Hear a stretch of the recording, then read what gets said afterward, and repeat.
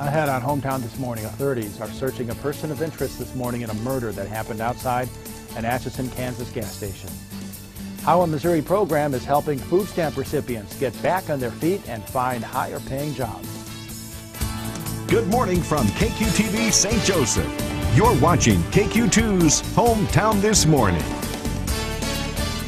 Good morning. Today is Thursday, September 10th, 2015. I'm Bob Cervera. And I'm Sean Everson. Started off this Thursday morning. Early showers moved through, but those have continued to push out of St. Joseph. But we're not out of the woods yet before we get to that nice cool weather. We have to deal with more thunderstorms later today. I'll go in detail on that here later in the show. But starting off, Live Max Radar, you can see the showered storms moving well off to our south and east right now, moving east of the Kansas City area, and back here in St. Joseph just have the clouds left over. So we'll see mainly cloudy skies as we go through the morning. May see a few breaks in the sunshine, but still for the most part we'll be watching out for more chance for storms going through later today. Temperatures right now, lower 60s out to the west. Falls City, Hiawatha sitting at 62 degrees. Out to the east, a little bit warmer, 66 in Cameron, 68 in Chillicothe, 67 in Trenton right now. So as we go through the day, I expect those showers to move off, so we're just dealing with the clouds. You'll still need to pack the umbrella just in case for later in the day, because that's when we're really going to be watching the chance for storms developing through the mid-afternoon, continuing through the evening, but still going to be a little warm into the low to mid-80s. So going to be watching out for those, and a few of those could be on the stronger side, which is really why we'll be tracking these even closer. But as we head into the weekend, watching for those temperatures to drop and a cooler weekend ahead. I'll be giving you that information coming up in just a few minutes. Bob? Thanks, Sean. On to news now. Police in St. Joseph and Atchison, Kansas are on the hunt for suspects this morning after two separate shootings last night. We begin in Atchison, where one person is dead after a shooting outside a gas station. Police are looking for this man, 19-year-old Tyrell Dixon. They say he's a person of interest based off witness interviews. The shooting happened at about 6 o'clock last night outside King's Superstore in Atchison on Division Street. The victim was a 24-year-old man who died in the store's parking lot. Few details have been released about any possible relationship between Dixon and the victim or the circumstances that evolved before the shooting.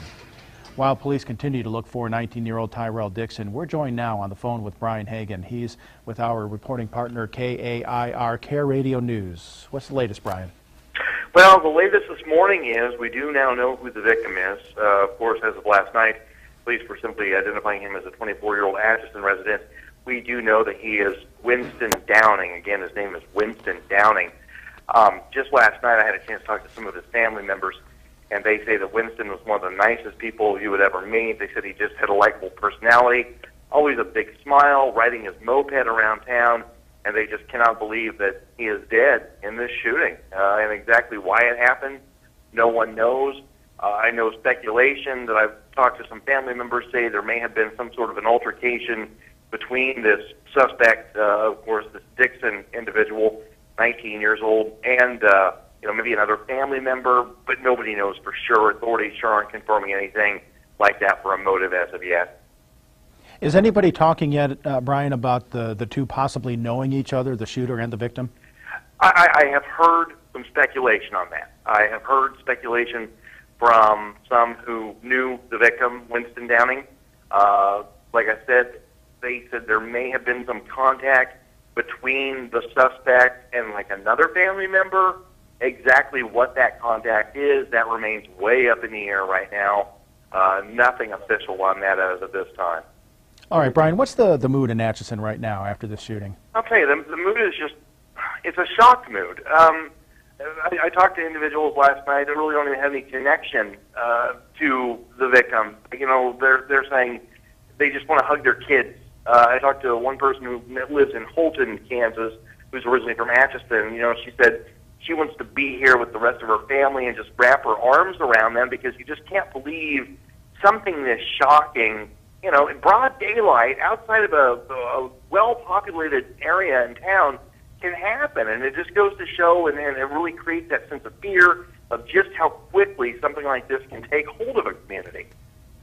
Okay, of course, police are still looking for the 19-year-old who is the suspect in that shooting. Brian, we'll get more information as it becomes available, and we'll pass it along. Thanks so much for joining us this morning and tell us about us. My pleasure. We'll keep in touch. All right, now to St. Joseph, where an investigation is underway into a Midtown shooting that left a person injured. It happened inside a home on South 19th Street at about 11 o'clock last night. Police found a man with non-life-threatening injuries to his leg. Investigators say a person allegedly walked into the home and shot the man. You're asked to call the TIPS hotline immediately if you know anything about the shooting. St. Joseph Police Department has also been staying busy, continuing to respond to stolen vehicle reports. Over the last couple of weeks, officers have received dozens of reports of cars being taken, at least 3 per day. Clint Whiterholt found himself one of the victims after his car was stolen over the weekend. He says, "You really never think something like this will happen to you." You don't really think about it that much as a realistic possibility that could happen to you, but that's pretty naive to think, actually. Whiterholt says he's optimistic he'll get his car back. Officers have recovered most of the recent stolen items.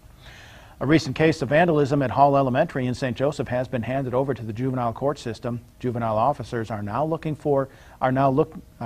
over information to determine a possible charge against 3 teens who are accused in the case. District officials say the vandals made their way into the school through a classroom window and moved through the building, leaving a trail of destruction. Items being stored in the building were due to go up for auction later this month, but some of them had to be thrown away due to damage. An appliance store worker was seriously hurt after he was electrically shocked on the job yesterday morning. Police say a man in his early 40s suffered severe injuries from electrical shock while working at Greg's Appliance Mart on South Belt Highway at about 10:30. He was rushed to the hospital by ambulance. His condition is unknown. An OSHA representative says the agency is investigating the accident. Finding a job that pays well is a challenge for many Missouri food stamp recipients. Now help is available to turn a path to nowhere to a road to success. KQ2's Debbie Johnson has more from the University of Missouri Extension. Teron Jones was at a dead end. He was barely working and on food stamps. The road ahead looked bleak. I was still like kind of house to house a little bit, kind of homeless a little bit, you know, not sure where I would end up, but I know where I wanted to be. The Missouri Employment and Training Program from University of Missouri Extension is there to help food stamp recipients like Jones turn their lives around. It helps them access training and educational opportunities that prepare them for jobs in the industries in Missouri that are in high demand. METP job counselors are there to help their clients succeed. We're a positive force in their life to make change. Providing encouragement, building their confidence, and ultimately provide hope. Working with METP counselors, each participant is matched with a training program for an in-demand job, such as medical aid or truck driver. Just as soon as that individual graduates, they've got their arms around them, and they're saying, okay, now we've got you the training, let's go to work, let's get out there and make some money. And that's what I like about that program. As individuals in the program achieve success, there's much more than a financial reward. I'm looking forward to providing my children with a future in education and open-mindedness. In Columbia, Debbie Johnson, KQ2 News. Program counselors are available in Kansas City, Columbia, St. Louis, and Springfield. We have more information about the program on our website, stjoechannel.com. Fall is less than 2 weeks away, and that means the sniffling, sneezing, and wheezing is already here for many people. Coming up, how to protect yourself from a pesky plant that's growing in virtually every Midwestern neighborhood. 6:40 in the morning. Sean, what are the chances we'll see more thunderstorms later today? Well, I'm tracking a cold front that'll be responsible for kicking up some more storms that could be on the strong side. I'll give you the latest hour-by-hour forecast when you can expect to see them move in our area. All that coming up next.